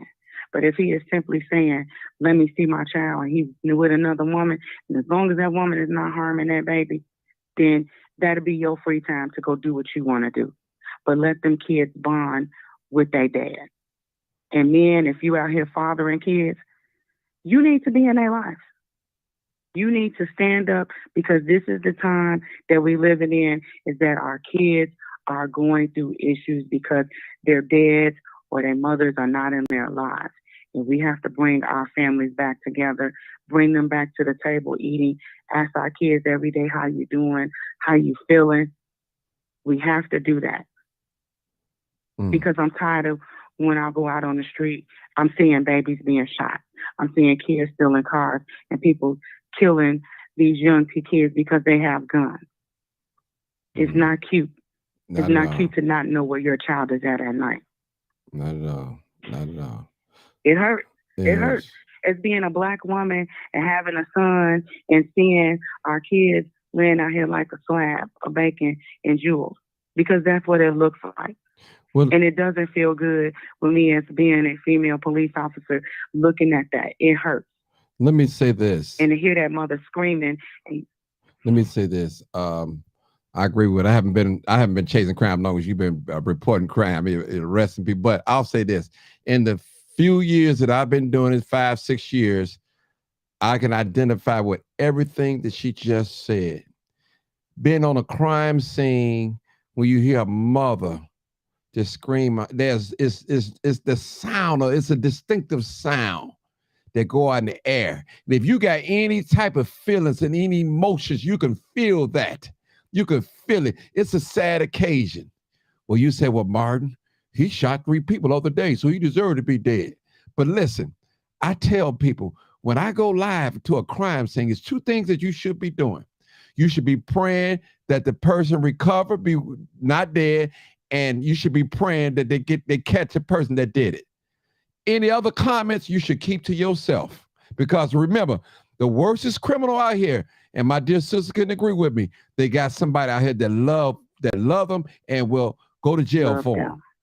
Will go to jail for them. Will kill you for saying something about them, and it may be correct, but they're not perceiving. They already in their feelings and their emotions, and it's called retaliation, street justice, if I may use that term.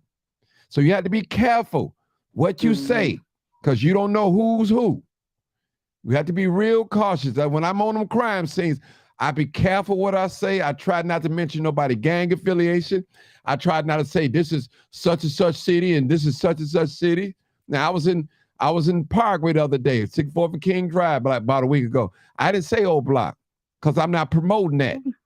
I just said 64th and King Drive. Mm-hmm. I don't promote that. I don't promote this new town and this crank town, this town. I don't promote none of that. I'm just reporting. That's all my job is to do. And that's it. That's all I'm going to tell you, people. We have to be careful what we say. Now, you want to talk amongst your friends, that's cool. But when you post something on the internet, and even though you might delete it, but it's always still there. It's there. Trust me.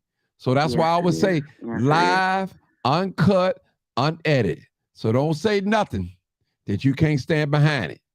Or don't open up no door that it might be hard for you to close. And I'm just telling you that, because you got some people, they don't care about God, Allah, Jesus, Buddha. They don't care about none of that. If they feel a certain type way and they think it's right and they won't do it. They don't care about themselves. That's it. And they ain't got nothing to lose. If a man and a woman shooting at a police officer, what you think he think of me and you?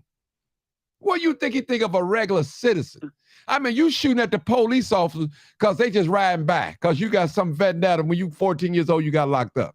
You shooting at the officer. You're not even shooting at the officers that did something to you or supposedly arrested you. You just shooting. Something wrong with that thinking right there. Something is wrong with that thinking, people. I just had to say that. Marcus, did you want to say something? Out of the school. Yeah. Let me let one of my callers say something, then I'll let you talk back. So go ahead, Marcus. I'm sorry. I appreciate y'all being patient with us. Marcus, go ahead. Marcus. Oh, Marcus must have disappeared, but I guess it's getting good. But I appreciate it. I appreciate you coming on, sister, again, because we need to have conversations like this, and a lot of cops, and I'm going to say this, they don't like to be called friendly cop, or they don't like to be called that. I know that. I understand that. You don't have to be a friendly cop. Just do your job. Do what's right. Follow the rules of what you've been taught. What the academy teach you do, that's what you do. And you don't have to worry about getting caught up in scandal and all that. You don't have to worry about that. Listen, one thing I know about black people. You're going to get in trouble. Go ahead. Go ahead, sister. I say, as a police officer, you're going to get in trouble just doing your job. Mm-hmm. You arrested somebody, they're going to say, hey, it's excessive force, just putting the handcuffs on them and they hollering out. Our thing is, you got to treat people with respect and follow your use of force model. Mm-hmm. That's it. And that's all that I have been doing. But we need the police. Yeah, we definitely need it. If we don't have the police, imagine what Chicago would really be like. Oh, my God. Those of you that's business. Go ahead, Mark. All those that say F-12. Yeah. Shame on you. Marcus, you there? Oh, I was just saying. Go ahead. What you said. Yeah, I'm here. Go ahead. When she was saying, imagine what Chicago would be like, it's already hell now. Right. It would be hell on top of hell. Mm-hmm. I mean, it'd be people walking in folks' houses and shooting. It would be complete anarchy. Mm-hmm. Yeah, we need the police. I mean, I think. Go ahead, Marcus. What I want to say is this. I think that a lot of young black people are not looking at those jobs is because we come up in a neighborhood through years, I want to say a few decades, where these kids are taught to hate the police. Now, me, on the other hand, Agreed. no, I wasn't taught that. I was taught that if you get lost, you go to the police officer, you show you the way, and blah, blah, blah. I wasn't seeing the bad side of the police. That's why when I got older, I'm like, damn. But these kids are seeing all of this on social media right now, and it only fuels the hate. And they're not looking at it, I could be the police or a fireman and make good money. They ain't looking at it like that. That's why they're not applying. Let me say that too. I don't even. How do we change that narrative, Marcus? Yeah. Let me just say this. I don't know what. You know what? Let me just say this, sister. I want to be honest. I know a lot of people that applied for being a police. They just didn't make it. It was a lot of discrimination, too. You know, for any little small or minor things. I'm gonna tell you, and it's most people that apply for police, they keep it quiet. They keep it close to themselves. Now, as you know, I have friends that are applying for the Chicago Police Department. And all my best advice that I give them, go in there and do the right thing. That's all I say. Just do what's right about your people, all people. That's what I tell them. Do the right thing. Don't get on this kick that all black people are criminals and all that don't get on to that. Do your job, go home, enjoy yourself, enjoy your family. And go home. And go home. By any means necessary, protect yourself. Protect yourself. That's what I always say. So I'm not a police. I've never been a police, don't desire to be one, but we need them. I know I need them because I don't want nobody coming just taking my car from me. I've been carjacked before when it wasn't even popular. I got carjacked 1995, October the 1st. I'll never forget that experience. I begged for my life, sister. I say, man, you got the car, just let me go. I'm telling you. The man act like he just wanted to shoot me. I didn't even show no resistance. I threw my hand. The car was still moving forward. Said, man, just let me go. You know, and then when I got out the car, I didn't even know it was another guy on the other side because I was so focused on him on the driver's side. So even if I had a weapon, wanted to do something, it wouldn't have been pretty for me at all. So those of you that's out there that's gonna die for this material stuff, by all means, protect yourself. But get that car up. It ain't worth your life. It's not worth your life. Here's a man got a barrel standing in your face. 14-year-old, 15-year-old, get that car up. Give it up. It's not worth it. Well, Martin, I work hard for it. This all I got is you can get another one. It may take you a little time. It's not worth it. Please give it up. Give it up. Let them go. You get another replacement. And I'm saying this because I was put in that predicament and I gave mine up without no resistance. And I didn't have a weapon on me. But I begged that man to let me go. He let me go though. I begged. I promised God I begged him. I said, man, please let me go, man. You got me. You got me. That's all I kept saying. You got me. You got me. Had both my hands up in the air. You got me. So those of us, I'm not saying don't defend yourself, but do not die for no material things at all. And especially if that man got the ups on you, and I don't care if you're concealed and carry. I'm saying this, not the police officer. Listen, there's nothing you can do. Just get on up out that car.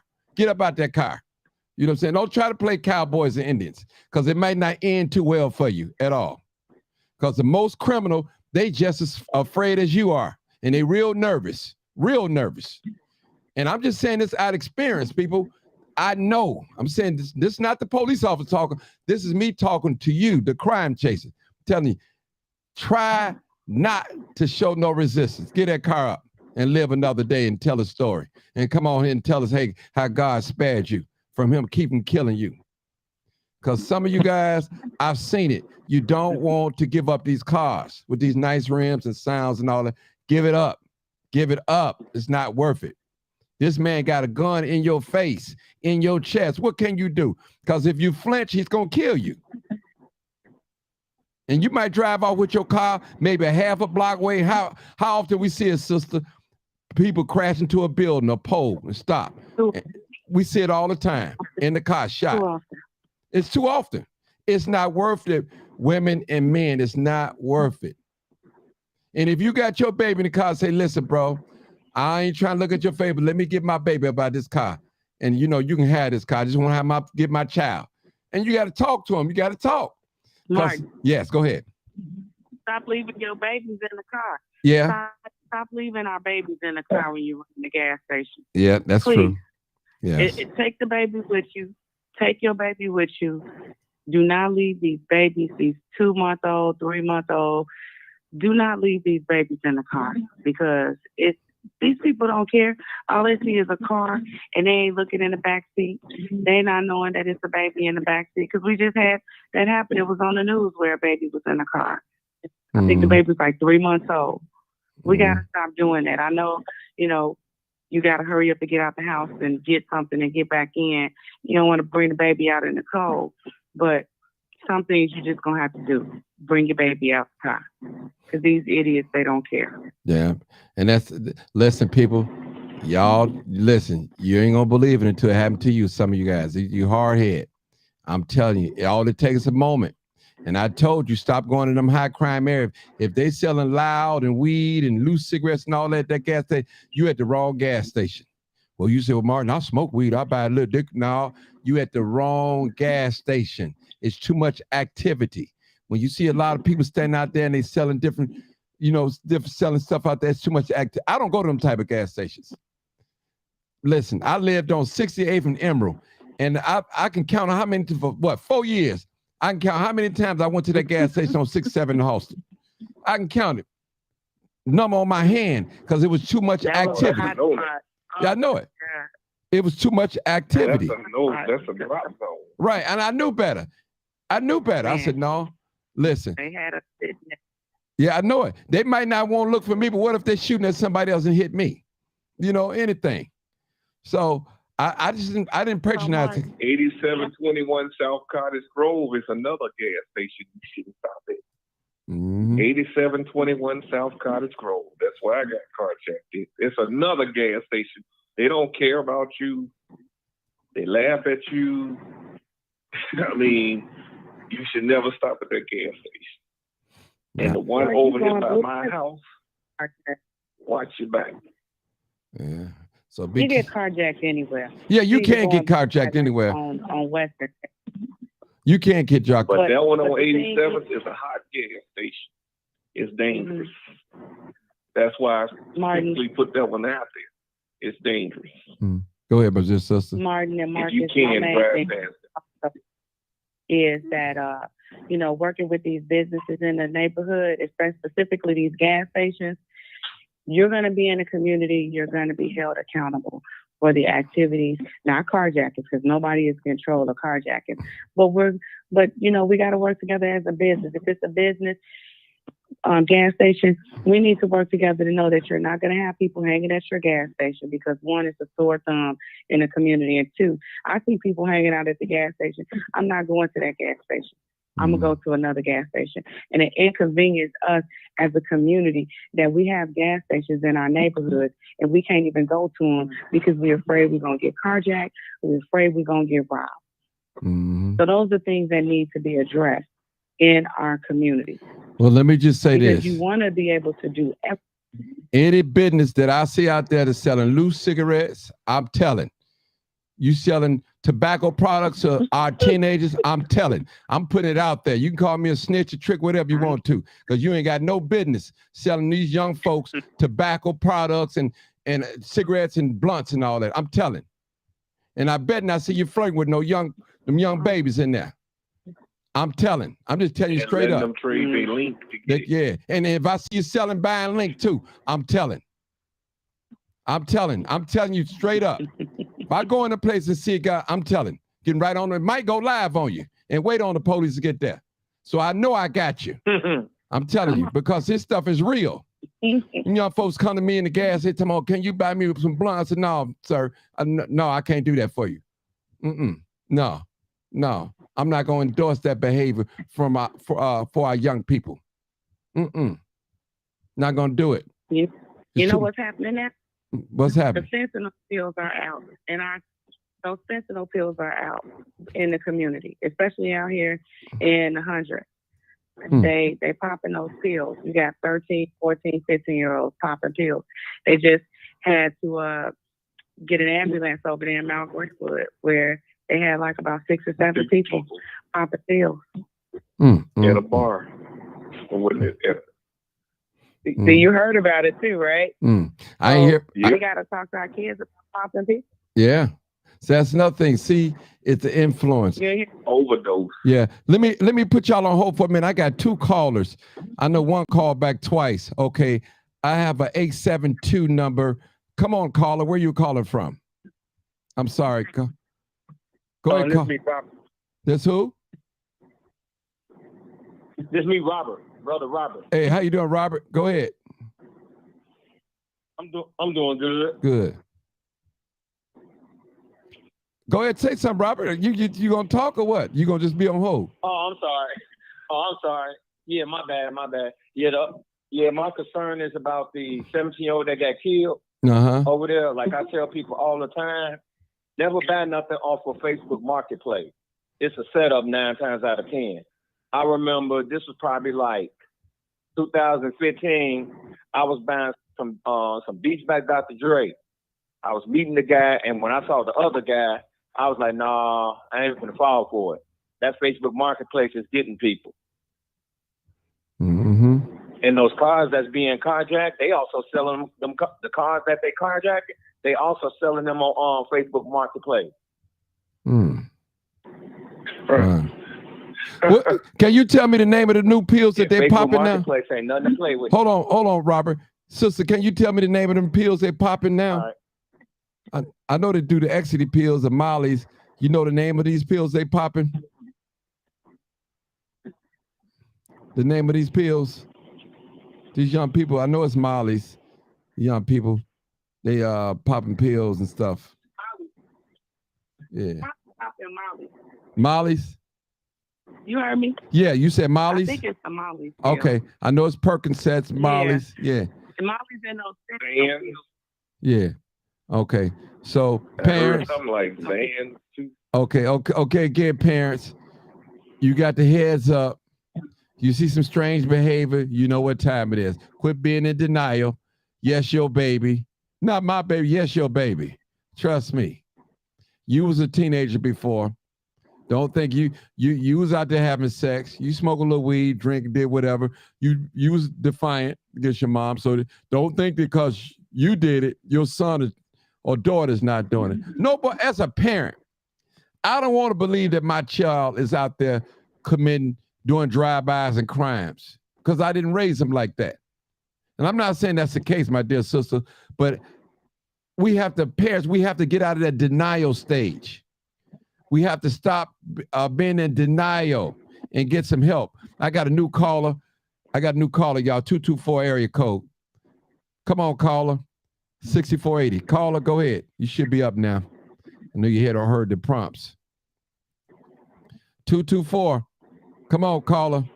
You got to listen to the prompts. That's why he probably waiting here. He hung up again. That's okay. But listen, people, we're going to end it here. You want to say something, my dear sister, before we close it out?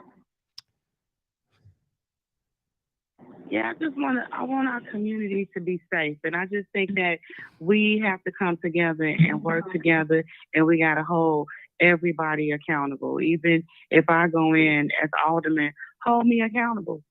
You know, and if I don't do my job, 4 years, put me out of there. But we need to hold everybody that's going in office and returning to office, we need to hold them accountable for our community. And we definitely have to work together in our community.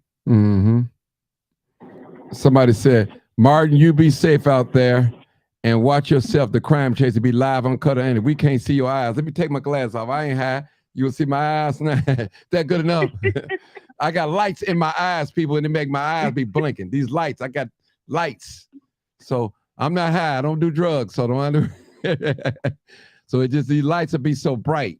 And without it, it makes my video, dark. And I don't like no dark, grainy video and stuff like that. So that's what it is, people. It's nothing personal. And I'm not trying to hide anything.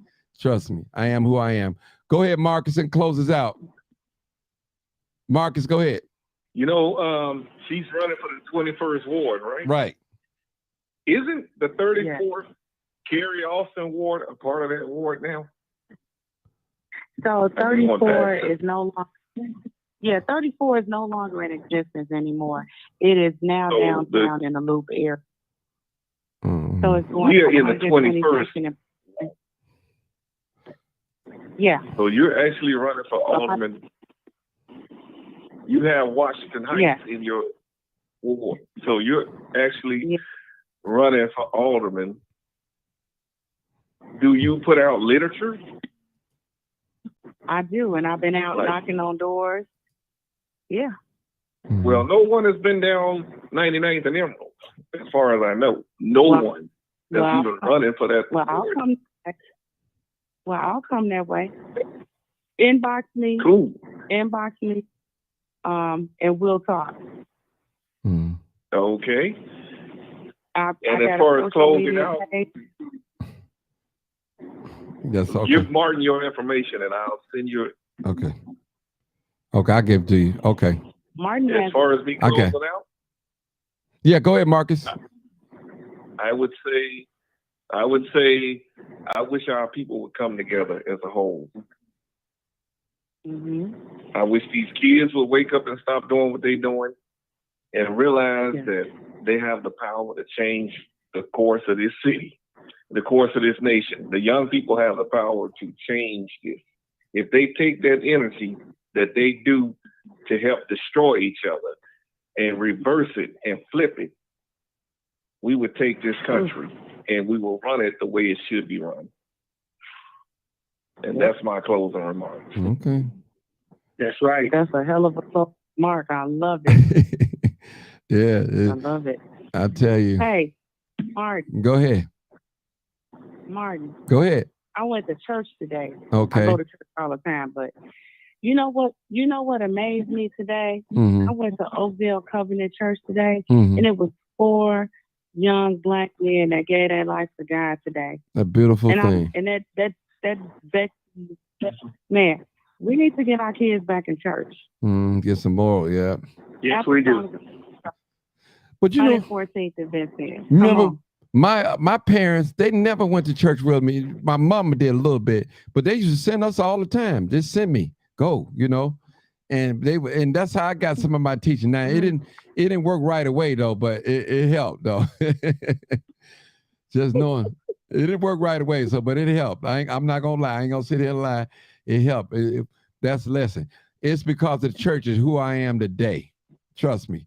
I did still experience life, but it was because of the church that made me. I would never say that church is bad for anybody. I would never say that. Never. It helped me. Mm-hmm. And I still listen to gospel music. I don't go to church anymore, but I love gospel music, you know, and I love to meditate and listen to it. You know, sometimes when I'm going through, you know, I put on a little gospel, a little spiritual music and listen to it. I don't drink or smoke. So, you know, some people, they let their stuff out a certain way, but I read a little book or pray or listen to some gospel music and lay down and relax and gather my thoughts, get my spirit right. You know, it takes a lot of energy just to come on here and speak with different personalities and stuff like that. You know, it takes a lot of energy. It's not hard. It's not easy coming on here all the time.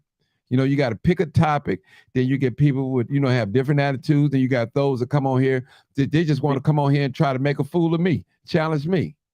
And like I said, there's no one community activist that's going to open up their platform or even a radio station or a podcast and let you talk over a minute. As soon as you talk about a minute, they're cutting you off. Middle of the conversation. I'll let you vent. I'll let you talk. This is not the traditional talk show. It's not the Jerry Springer show either. Mm-hmm. It's not the Maury Porter show, but we talk about real issues, and y'all know we do. Real issues. So I want to thank you, my dear sister. Tell us your name again and how to vote for you. When's the early voting?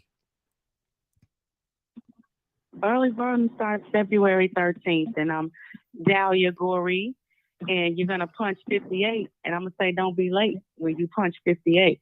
Okay. So, and that's for the 21st Ward, Dahlia Goree. Punch 58, don't be late. All right. Y'all heard it. So she put it out there. All right. Thank y'all so much. You already know what time it is. Or you already know what time it is. It's live, uncut. And I don't know why I put that time in. You already know what it is. Live, uncut, unedited. I don't know why I put time in there, but I'll switch up. So thank y'all so much. I appreciate you. And next week, people, let me say this. I got a special guest coming on, and I'm not even going to announce it because there's too many haters out there. If I put it out there, the haters are going to try to block it. But I got a special guest coming on one day next week. We're trying to get the date together, but we're going to be talking about crime and different things. Trust me, y'all love this. Trust me. And I will be taking calls too, but you got to limit your question to like 1 minute. I can't let you drag on now. You know, we're gonna bring him in and we're gonna let him talk. Him or her. I'll say that though. So thank y'all so much. Live, uncut, unedited. Thank you, my dear sister. Thank you so much. Peace out.